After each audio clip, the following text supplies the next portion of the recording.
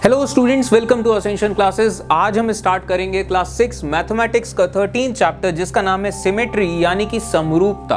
तो symmetry basically एक pattern of God है या एक सिग्नेचर ऑफ गॉड है। अब ये पैटर्न ऑफ गॉड क्या होता है, इस चीज पे मैं एक अलग से वीडियो बनाऊंगा, उसको भी शामिल करूंगा कॉमन मैन्स नॉलेज प्लेलिस्ट में। यहाँ क्लास 6 के लेवल पे बस एक छोटा सा इंट्रोडक्शन देता हूँ पैटर्न्स ऑफ गॉड के बारे में। तो शुरुआत करते हैं गॉड से। गॉड यानी कि भगवान, रब, खुदा, अल्लाह, आप जो नाम दे सकते हैं दे लीजिए, नाम में कुछ नहीं रखा है। तो भगवान यानी कि वो एनर्जी जिसका कोई रंग नहीं, कोई रूप नहीं, कोई आकार नहीं, जो एनर्जी इनफाइनाइट है, वो ना कभी पैदा हुई है ना कभी मरेगी। वो एनर्जी कन्वर्ट होती है मैटर में और ये पूरा यूनिवर्स बनता है। और इस यूनिवर्स में फिर अलग अलग तरह के मटेरियल्स बनते हैं। इन मटेरियल्स से फिर तमाम तरह की गैलेक्सीज बनती हैं। उन गैलेक्सीज के अंदर फिर करोड़ों अरबों सितारे बनते हैं। उन सितारों के टूटने से फिर उन सितारों के आसपास प्लैनेट्स बनते हैं। उन प्लैनेट्स में फिर लाइफ इवॉल्व होती है। लाइफ इवॉल्व होते हुए फिर जाके एक इंटेलिजेंट फॉर्म ऑफ लाइफ तक पहुंचती है। और वो इंटेलिजेंट फॉर्म ऑफ लाइफ फिर ये सवाल करते हैं कि ये दुनिया और ये यूनिवर्स बना कैसे। अब अगर भगवान की बात करें तो भगवान रिफ्लेक्ट होते हैं नेचर में या प्रकृति में। कोई भी चीज सच या झूठ हो सकती है, प्रकृति कभी झूठ नहीं हो सकती। तो नेचर को जब आप स्टडी करेंगे तो नेचर की स्टडी को ही कहते हैं साइंस। और जिस भाषा में हम नेचर को स्टडी करते हैं वो भाषा है मैथ्स। तो अब अगर हम नेचर में देखें तो हमें तमाम तरह के पैटर्न्स नजर आएंगे। तो ऐसे ही पैटर्न्स में से एक पैटर्न है सिमेट्री। अब नेचर में जितने भी जीव जंतु हैं, जितने भी जानवर हैं, अगर आप ये चीज को नोटिस करें तो किसी भी जीव जंतु का एक हिस्सा बिल्कुल दूसरे हिस्से के जैसा होता है। ये प्रकृति ने ऐसा बनाया है कि वो जो एनर्जी जिसका कोई रंग रूप आकार नहीं है, जब वो खुद को मैनिफेस्ट करती है किसी जीव में तो वो सिमेट्री के फॉर्म में मैनिफेस्ट होती है। वो मेल फीमेल के फॉर्म में मैनिफेस्ट होती है। वो ड्युअलिटी भी शो करता है और ये सिमेट्रिकल फॉर्म में वो बॉडीज बनती हैं। यानी कि वो एक ढांचा जो है किसी भी जीव जंतु का वो सिमेट्रिकल होता है। और ऐसा क्यों? ऐसा इसलिए क्योंकि किसी भी जीव जंतु की जो बॉडी या शरीर है उसमें एक बैलेंस ऑफ बॉडी की जरूरत होती है। और बैलेंस ऑफ बॉडी क्यों चाहिए, आपको एग्जाम्पल देता हूं, आप समझ पाएंगे। मान लीजिए कोई तितली है, उस तितली के एक तरफ के पंख ज्यादा बड़े हैं, दूसरे तरफ के पंख छोटे हैं। तो ऐसी तितली अगर उड़ेगी तो वो सीधा नहीं उड़ पाएगी, सही से नहीं उड़ पाएगी, वो टेढ़ा मेढ़ा होती रहेगी।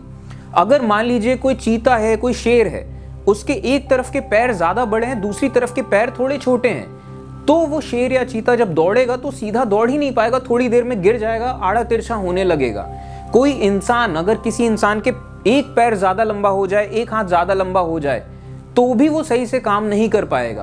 तो इस वजह से किसी भी जीव जंतु में सिमेट्री की जरूरत होती है कि एक बैलेंस ऑफ बॉडी बनी रहे। और ये सिमेट्री आप हर जगह नेचर में देख सकते हैं। और एक और खास चीज, जो हमारे दिमाग हैं, हमारे दिमाग या हमारे ब्रेन इस तरीके से वायर्ड हैं कि हमें सिमेट्रिकल चीजों में ज्यादा खूबसूरती नजर आती है। और इसी वजह से जितनी भी पेंटिंग्स बनाई जाती हैं, जितने आर्किटेक्चर बनाए जाते हैं, जितनी इमारतें बनाई जाती हैं, वो सब सिमेट्रिकल बनाई जाती हैं कि वो आंखों को देखते ही साथ वो प्लीज करें। आंखों की फितरत है कि वो प्रॉपर जो रेशियो प्रोपोर्शंस में जो चीजें होती हैं वो अपने आप खूबसूरत लगने लगती हैं। अब जब पैटर्न्स ऑफ गॉड की बात हो रही है तो हल्का सा इंट्रोडक्शन में देता हूं कुछ और पैटर्न्स के बारे में। तो ऐसा ही एक पैटर्न आप देख सकते हैं जिन्हें कहते हैं स्पाइरल पैटर्न्स। इनको आप देख पाएंगे पाइन कोन्स में, पाइन एप्पल्स में। जिस तरीके से सनफ्लावर में सीड्स अरेंज होते हैं वो स्पाइरल्स में होते हैं, या जिस तरीके से और भी नेचर में जो ट्विंगलिंग्स होते हैं वो भी स्पाइरल्स होते हैं। और ये स्पाइरल्स, इनको अगर प्रॉपर टर्म दिया जाए तो इनको कहा जाएगा फिबोनाची स्पाइरल्स। और ये स्पाइरल्स बनते हैं एक प्रॉपर रेशियो में जिसको गोल्डन रेशियो कहते हैं। इन चीजों के बारे में हम आगे आने वाली क्लासेस में डिस्कस करेंगे। यहाँ फिलहाल बस आप एक टर्म जान लीजिए। और ये जो गोल्डन रेशियो है, इस रेशियो को आप नेचर में कई अलग अलग जगहों में देख पाएंगे। जैसे कि जो शेल्स होते हैं उनके स्पाइरल्स इसी रेशियो में हैं। जो हरिकेन्स होते हैं, जो तूफान आते हैं, जो पानी की जो लहरें हैं, या पानी जिस तरीके से फ्लो होता है, पानी की फितरत, इसके अलावा जो बॉडी के शेप्स हैं, जो अलग अलग जानवरों के, पंछियों के बॉडी के शेप्स हैं या उनके जो फरों के जो पैटर्न्स हैं। इसके अलावा जो गैलेक्सीज हैं, आप खुद सोचिए यूनिवर्स की जो गैलेक्सीज हैं उनमें भी यही स्पाइरल्स दिखेंगे। और जब कोई बच्चा अपने माँ के पेट में होता है और उस बच्चे का शरीर बनना शुरू होता है, वो प्लेसेंटा भी उसी रेशियो में आता है। और इनफैक्ट हम इंसानों का जो डीएनए है, डीएनए भी इन्हीं फिबोनाची स्पाइरल्स या इन गोल्डन रेशियोज से बनते हैं। ऐसे ही एक और पैटर्न है फ्रैक्टल सिमेट्री। इसका मतलब ये होता है कि किसी भी बड़ी चीज में कई सारी छोटी छोटी चीजों से मिलके वो बड़ी चीज बनी है, लेकिन उन तमाम छोटी छोटी चीजों के शेप बिल्कुल वैसे हैं जैसे उस बड़ी चीज के हैं। एग्जाम्पल देता हूं, जैसे किसी भी पेड़ का जो शेप है, यही शेप आपको उसी पेड़ की किसी ब्रांच में दिखेगा। उस ब्रांच के अंदर जो सब ब्रांच हों उनमें भी आपको वही शेप दिखेगा। ये डिस्चार्ज का पैटर्न है। जिस तरीके से हमारे ब्रेन के जो न्यूरॉन्स लगे होते हैं एक दूसरे से, ये सब फ्रैक्टल पैटर्न्स हैं और ये पैटर्न्स भी आपको नेचर में अलग अलग जगह दिखते रहेंगे। ऐसा ही एक और पैटर्न है कंसेंट्रिक सर्कल्स या लूप्स का। जिस तरीके से पानी में कोई पत्थर गिर जाता है तो पानी में रिपल्स बनते हैं, ऐसे ही कई सारे सर्कल्स जो होते हैं। इसी तरीके से जैसे प्याज के अलग अलग लेयर्स होते हैं, हमारी इस अर्थ के जो अलग अलग लेयर्स हैं, इसके अलावा जो हमारा सोलर सिस्टम है, हमारे सूरज के चारों तरफ कंसेंट्रिक सर्कल्स में सारे प्लैनेट्स लगे हैं। और अगर किन्हीं भी दो प्लैनेट्स के बारे में बात करी जाए तो उनका जो रोटेशन है एक दूसरे के चारों तरफ, वो भी इसी तरीके से सर्कल्स में आते हैं। जो पेड़ों के जो रिंग्स बनते हैं उनके तनों में, और हम इंसानों के जो फिंगरप्रिंट्स होते हैं, ये सब कंसेंट्रिक सर्कल्स या इन लूप्स के फॉर्म में आते हैं। और हमारे फिंगरप्रिंट्स और गैलेक्सीज में आप ऐसे लूप देख सकते हैं। ऐसा ही एक पैटर्न है हेक्सागोनल पैटर्न्स। इन्हें आप देख सकते हैं मधुमक्खियों के छत्तों में, क्योंकि ये मोस्ट एफिशिएंट सिस्टम है एनर्जी लॉक करने का। जो बासाल्ट रॉक्स आपको इस तरीके से दिख जाएंगे हेक्सागोनल पैटर्न्स में। जो सैटर्न का जो पोल है वो एक हेक्सागन के फॉर्म में है। सनफ्लावर के बीज, कितने ज्यादा बीज एक साथ ऑर्गेनाइज इकट्ठा हो सकते हैं, वो इसी शेप में हो सकते हैं। और इस तरीके के पैटर्न्स आपको अलग अलग जगह नेचर में देखेंगे। और सदियों से दुनिया के एक से एक बड़े बड़े फिलोसोफर्स, एस्ट्रोनॉमर्स, आर्टिस्ट बहुत फैसिनेटेड रहे इन तमाम रेशियोज से। उन्होंने बहुत सारी स्टडीज करी। और अगर आप एंशिएंट सिविलाइजेशंस की बात करें तो तमाम एंशिएंट सिविलाइजेशंस में ऐसे पैटर्न्स देखे गए, उन्होंने स्टडी किए और तमाम अलग अलग चीजें बनाई। तो अब आपको इन पैटर्न ऑफ गॉड या सिग्नेचर ऑफ गॉड का एक हल्का फुल्का आइडिया लग चुका है। तो यहां से स्टार्ट करते हैं ये चैप्टर, सिमेट्री। तो सिमेट्री का मतलब होता है बैलेंस ऑफ फॉर्म, यानी कि किसी भी फिजिकल फॉर्म में कोई चीज है तो वो एक बैलेंस्ड फॉर्म में है। उसका एक हिस्सा बिल्कुल दूसरे हिस्से के जैसा हो, या फिर आप इसे यूं कह सकते हैं कि कोई भी चीज इवनली बैलेंस्ड प्रोपोर्शंस में है। अब जैसे कि आप इन फिगर्स को देख सकते हैं, इनमें से अगर आप बीच में एक लाइन बनाएं तो लेफ्ट साइड की चीज बिल्कुल हूबहू वैसी ही है जैसे कि राइट साइड की चीज। और इस वजह से इन तमाम चीजों को कहा जाएगा सिमेट्रिकल ऑब्जेक्ट्स। सिमेट्रिकल यानी कि समरूप। अब जैसे कि एक तितली का एग्जाम्पल लेते हैं, ये एक तितली है या एक बटरफ्लाई है। इस तितली में अगर हम बीच से एक लाइन बनाएं तो आप ये देखेंगे कि इस तितली के एक तरफ का हिस्सा बिल्कुल दूसरे तरफ के हिस्से जैसा है। अगर हम इस लाइन के अकॉर्डिंग इस हिस्से को अगर यूं पलट दें तो ये हिस्सा बिल्कुल इसके ऊपर आएगा दूसरे हिस्से के बराबर। तो इस वजह से ये जो बीच की लाइन है, जिस लाइन के अकॉर्डिंग, जिस लाइन के हिसाब से ये तितली एग्जैक्ट दो हिस्सों में है, इस लाइन को कहा जाएगा लाइन ऑफ सिमेट्री। और इस लाइन को आप मिरर लाइन भी कह सकते हैं। और मिरर लाइन इस वजह से कह सकते हैं कि अगर बीच में आप एक शीशा रख दें तो इस तितली का एक हिस्सा उस शीशे में बिल्कुल वैसा दिखेगा जैसा कि दूसरा हिस्सा है। तो ये कहा जाएगा कि ये तितली इस लाइन के मुताबिक सिमेट्रिकल है।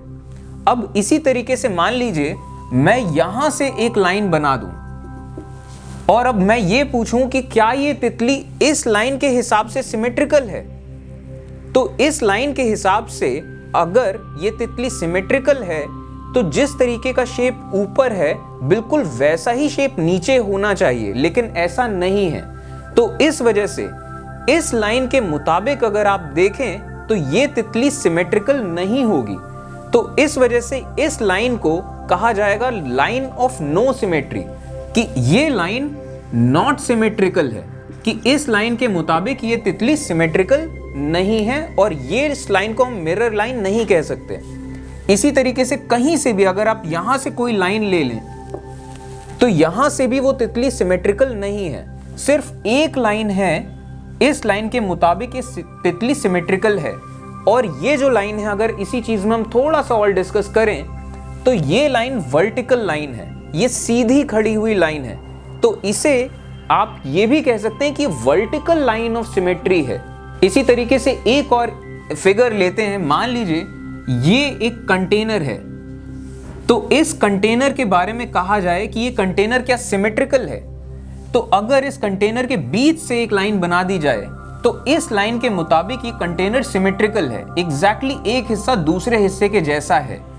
इसी तरीके से मान लीजिए कोई ताला है, इस ताले में ये जो वर्टिकल लाइन है, ये वर्टिकल लाइन इस ताले को एग्जैक्टली दो हिस्सों में तोड़ेगी, तो ये इस लाइन के मुताबिक ये ताला सिमेट्रिकल है। जबकि अगर इस लाइन के मुताबिक पूछा जाए तो इस हॉरिजॉन्टल लाइन के मुताबिक ये कंटेनर सिमेट्रिकल नहीं है, क्योंकि इस हॉरिजॉन्टल लाइन के मुताबिक अगर ये कंटेनर सिमेट्रिकल होता तो अब ऊपर का हिस्सा जैसा है वैसा ही नीचे का हिस्सा होना चाहिए था, या यूं कह लीजिए जैसा नीचे का हिस्सा है वैसा ही ऊपर का हिस्सा होना चाहिए था, लेकिन ऐसा नहीं है। इसी तरीके से अगर इस लाइन के मुताबिक देखा जाए तो ये सिमेट्रिकल नहीं होगा ताला, क्योंकि अगर इसे सिमेट्रिकल होना होता तो या तो फिर ऊपर का हिस्सा नीचे के हिस्से जैसा होता या नीचे का हिस्सा ऊपर के हिस्से के जैसा होना चाहिए था। तो अब हमने सिमेट्री के बारे में डिस्कस कर लिया, तो अब डिस्कस करते हैं एसिमेट्री के बारे में।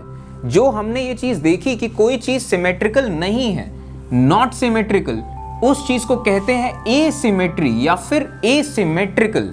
अब जैसे कि एग्जाम्पल लेते हैं, इस तितली का हमने एग्जाम्पल लिया कि ये जो वर्टिकल लाइन है, इस वर्टिकल लाइन के मुताबिक ये तितली बिल्कुल सिमेट्रिकल है, लेकिन इस हॉरिजॉन्टल लाइन, इस लाइन के मुताबिक ये तितली सिमेट्रिकल नहीं है। तो इस लाइन के मुताबिक ये तितली एसिमेट्रिकल है और इस लाइन के मुताबिक ये तितली सिमेट्रिकल है।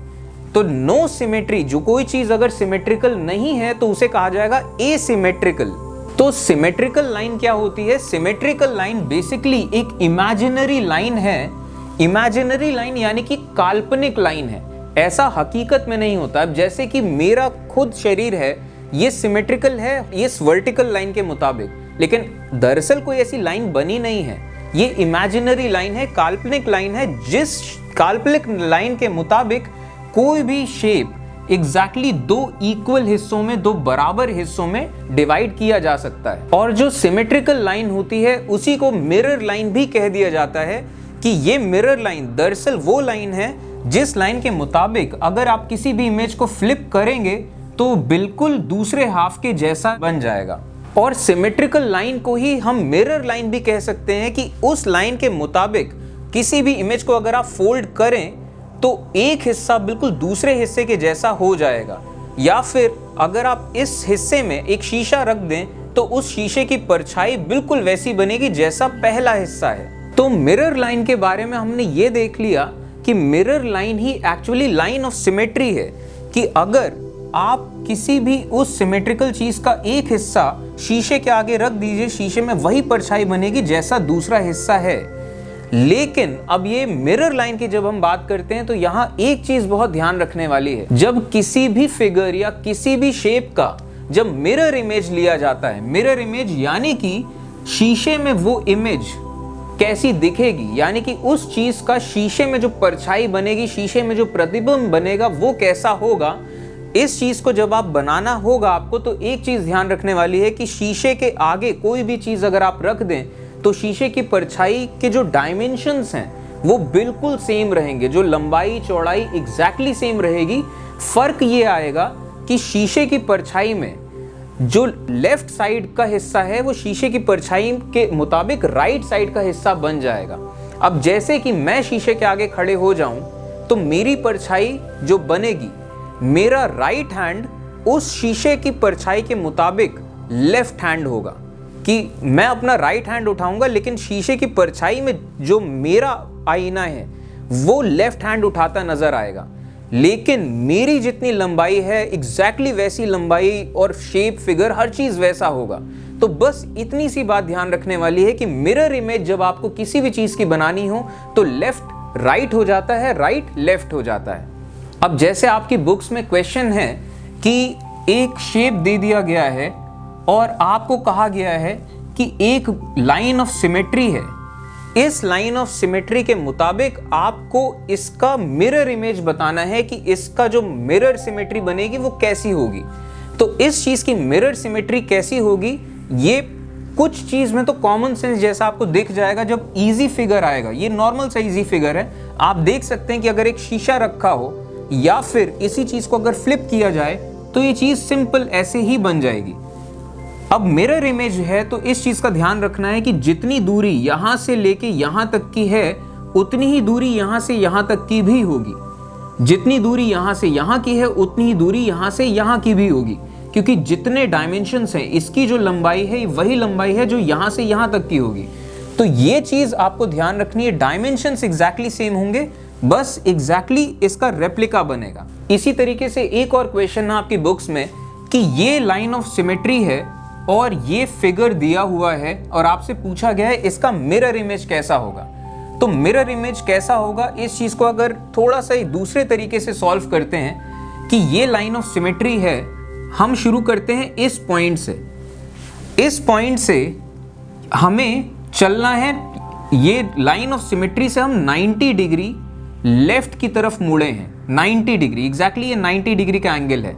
तो 90 डिग्री लेफ्ट की तरफ मुड़े हैं और फिर हम इतनी दूरी तक चले हैं और फिर यहां पहुंचे हैं। तो हमें इसका मिरर इमेज निकालने के लिए 90 डिग्री राइट मुड़ना पड़ेगा और उतना ही चलना पड़ेगा, तब हम पहुंचेंगे यहां पे। जितना दूर यहां है उतना ही दूर यहां पे है। हम इधर पहुंच चुके हैं।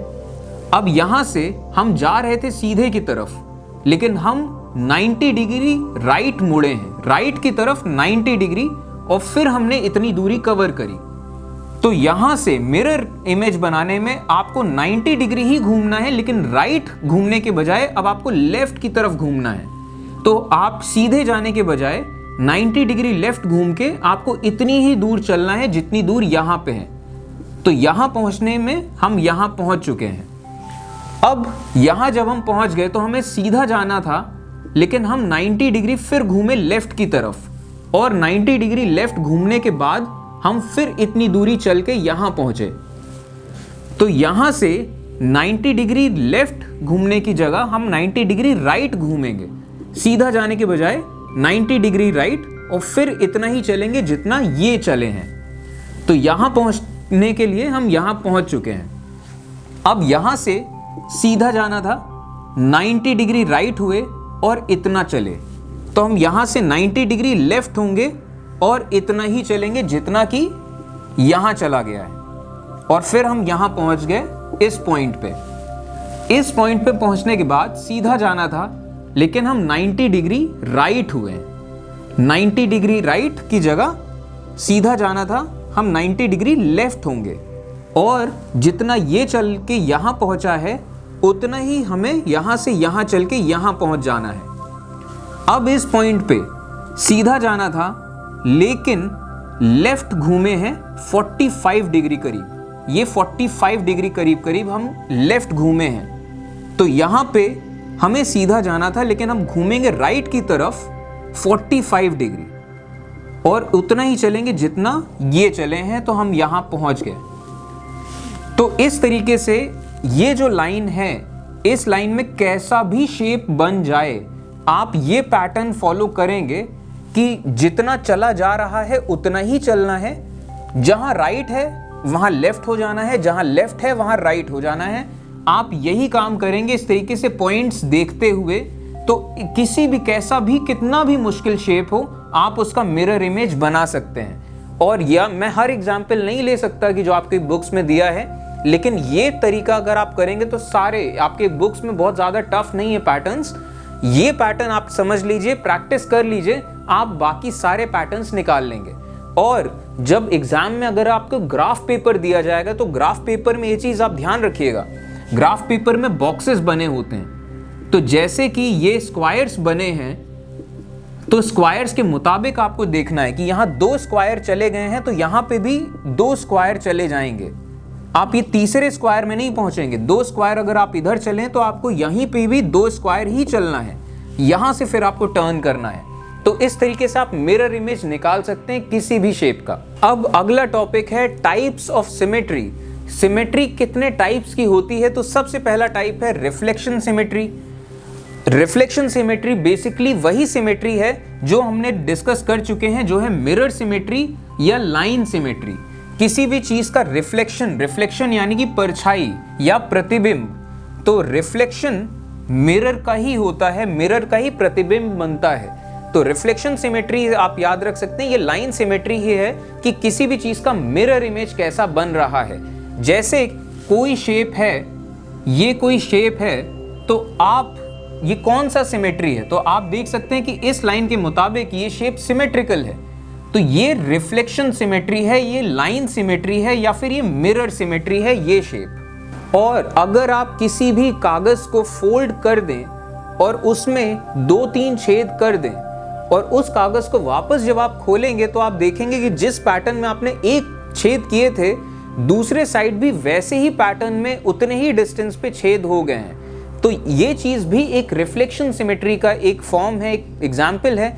उस लाइन के मुताबिक या उस मिरर लाइन या उस सिमेट्रिकल लाइन के मुताबिक वो शेप रेप्लिकेट कर गया दूसरी जगह।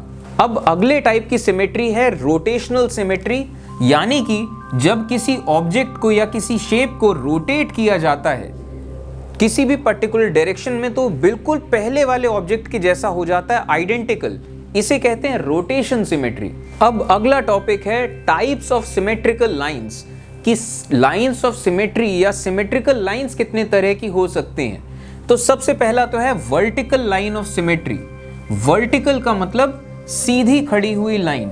अब जैसे कि मान लीजिए ये कोई गिटार है और इस गिटार में किस तरह की सिमेट्री है, ये वर्टिकल लाइन ऑफ सिमेट्री है कि इस वर्टिकल लाइन के अकॉर्डिंग ये गिटार सिमेट्रिकल है, तो इसे वर्टिकल लाइन ऑफ सिमेट्री कहेंगे। और अगर आप इंग्लिश लैंग्वेज के अल्फाबेट्स देखें तो कई सारे अल्फाबेट्स आपको वर्टिकल लाइन के मुताबिक सिमेट्रिकल देखेंगे।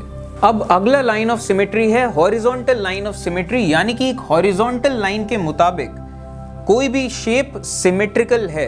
अब जैसे कि बी का शेप है, ये इस हॉरिजॉन्टल लाइन के मुताबिक सिमेट्रिकल है, लेकिन अगर हम कोई वर्टिकल लाइन बनाते हैं तो वर्टिकल लाइन के मुताबिक ये शेप सिमेट्रिकल नहीं है। इसी तरीके से डी का शेप भी किसी वर्टिकल लाइन के मुताबिक सिमेट्रिकल नहीं है। तो ये सारे शेप्स हॉरिजॉन्टल लाइन के मुताबिक सिमेट्रिकल हैं, तो ये हॉरिजॉन्टल लाइन ऑफ सिमेट्री कहेंगे। अब तीसरे तरह की लाइन ऑफ सिमेट्री है diagonal line of symmetry. Diagonal line यानी कि एक तिरछी लाइन के मुताबिक कोई शेप सिमेट्रिकल है। अब जैसे कि ये डायगोनल लाइन जो है, इस डायगोनल लाइन के मुताबिक ये रेक्टेंगल सिमेट्रिकल है। ये जो शेप है ये इस डायगोनल लाइन के मुताबिक सिमेट्रिकल है, तो इसे डायगोनल लाइन ऑफ सिमेट्री कहेंगे। अगर हम ये हॉरिजॉन्टल लाइन बना दे तो ये शेप सिमेट्रिकल नहीं है, क्योंकि जैसे यहाँ पे ये डब्बा है वैसे ये डब्बा यहाँ होना चाहिए था। अगर हम वर्टिकल लाइन बना दें तो भी ये शेप सिमेट्रिकल नहीं है, जैसे यहाँ है वैसे डब्बा यहाँ होना चाहिए था। लेकिन इस डायगोनल लाइन के मुताबिक ये शेप सिमेट्रिकल है कि जिस तरीके की चीजें यहाँ एक तरफ हैं वैसी ही चीजें दूसरी तरफ हैं। तो अभी तक हमने सिमेट्री में सिमेट्रिकल लाइंस के बारे में देखा कि सिमेट्रिकल लाइंस क्या होती हैं, मिरर लाइंस क्या होती हैं, हमने मिरर इमेज बनाना देखा, और हमने टाइप ऑफ सिमेट्रिकल लाइंस के बारे में देखा कि vertical line of symmetry, horizontal line of symmetry, या एक डायगोनल या तिरछी लाइन के मुताबिक लाइन ऑफ सिमेट्री। अब हमारा अगला टॉपिक है नंबर ऑफ सिमेट्रिकल लाइंस, यानी कि किसी भी शेप में कितने तरह की सिमेट्रिकल लाइंस हो सकती हैं। अब जैसे इस चीज का एग्जाम्पल लेते हैं, एक तो होता है वन लाइन सिमेट्री, यानी कि कोई शेप है जिसमें सिर्फ एक लाइन ऑफ सिमेट्री बनाई जा सकती है। एग्जाम्पल के तौर पे लेते हैं, मान लीजिए ये शेप है, इस शेप में सिर्फ एक ये वर्टिकल लाइन ऑफ सिमेट्री बनाई जा सकती है कि सिर्फ इस लाइन के मुताबिक ये शेप सिमेट्रिकल है।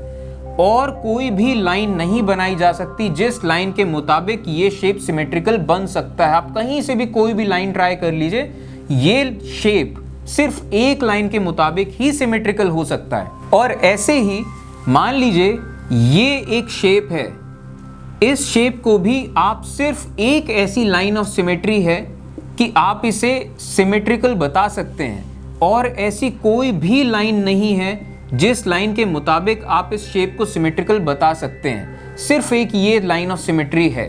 तो ऐसे जो शेप हैं इन्हें कहा जाता है वन लाइन सिमेट्री। इसी तरीके से कई ऐसे शेप होते हैं जिनमें टू लाइन सिमेट्री होती है, यानी कि वो शेप सिर्फ दो लाइंस के मुताबिक सिमेट्रिकल हो सकते हैं। जैसे कि एक रेक्टेंगल है, ये रेक्टेंगल सिर्फ दो ऐसी लाइंस हैं जिन लाइंस के मुताबिक ये रेक्टेंगल सिमेट्रिकल हो सकता है। ऐसी कोई भी तीसरी लाइन नहीं है जिस तीसरी लाइन के मुताबिक ये रेक्टेंगल सिमेट्रिकल हो। अब जैसे कि ये डायगोनल की लाइन है, इस डायगोनल की लाइन के मुताबिक ये रेक्टेंगल सिमेट्रिकल लगता है लेकिन है नहीं, क्योंकि अगर इस लाइन को, डायगोनल लाइन को हम सिमेट्री की लाइन माने तो सिमेट्रिकल बनाने के लिए यहाँ से 45 डिग्री जितना आप इधर चलेंगे उतना ही आपको इधर चलना है, और यहाँ से फिर आपको मुड़ना पड़ेगा। तो ये सिमेट्रिकल नहीं है, सिर्फ लगता है, कंफ्यूजन मत करिएगा। इसी तरीके से कई ऐसे शेप होते हैं जिनमें 3 लाइंस ऑफ सिमेट्री होती है, कई ऐसे शेप होते हैं जिनमें 5 लाइंस ऑफ सिमेट्री होती है, और ऐसे ही कुछ ऐसे शेप हैं जिनमें इनफाइनाइट लाइंस ऑफ सिमेट्री हैं। अब जैसे कि एक सर्कल है, इस सर्कल में आप इनफाइनाइट लाइंस ऐसी बना सकते हैं, यानी कि असंख्य ऐसी लाइनें बना सकते हैं जिन लाइंस के मुताबिक ये सर्कल एक सिमेट्रिकल फॉर्म है और ये सारी लाइन सेंटर से पास करेंगी। तो ऐसी असंख्य लाइनें हैं जिनको आप बना सकते हैं, तो इनफाइनाइट लाइंस ऑफ सिमेट्री। अब कुछ एग्जांपल्स लेते हैं कि इन मिरर लाइंस के मुताबिक क्या इनके सिमेट्रिकल शेप्स होंगे। तो इस शेप के बारे में आप सीधा सा ये बना सकते हैं। यहाँ पे फिर से एक एग्जांपल जैसे ये लेते हैं, इस मिरर लाइन से हम 90 डिग्री इतना सीधा चले हैं, तो हमें 90 डिग्री ही चलना है दूसरी तरफ, और इतना ही चलना है जितना कि यहाँ चले हैं। तो हम इस पॉइंट पे पहुँचे यहाँ पे, यहाँ से हम सीधा जाना था लेकिन हम करीब 45 डिग्री लेफ्ट हुए हैं, तो हमें 45 डिग्री राइट होना है और इतना ही चलना है और यहाँ पहुँचना है। तो यहाँ हम पहुँचेंगे जब हम इतना ही इधर चल लेंगे, यहाँ पहुँच जाएंगे। यहाँ से हमें सीधा चलने के बजाय यहाँ से हम फिर से मुड़े हैं लेफ्ट की तरफ, तो यहाँ से हमें मुड़ना है राइट की तरफ, और यहाँ से मुड़ के हमें इतना ही चल के इस पॉइंट पे आएंगे जो ये पॉइंट है यहाँ, और फिर हम इस डायरेक्शन में आएंगे। तो ये एक मिरर शेप बन गया इस लाइन के मुताबिक। बाकी शेप्स भी आप ऐसे ही बना सकते हैं। तो ये था क्लास 6 मैथमेटिक्स का 13 चैप्टर सिमेट्री। चलिए फिर, थैंक यू।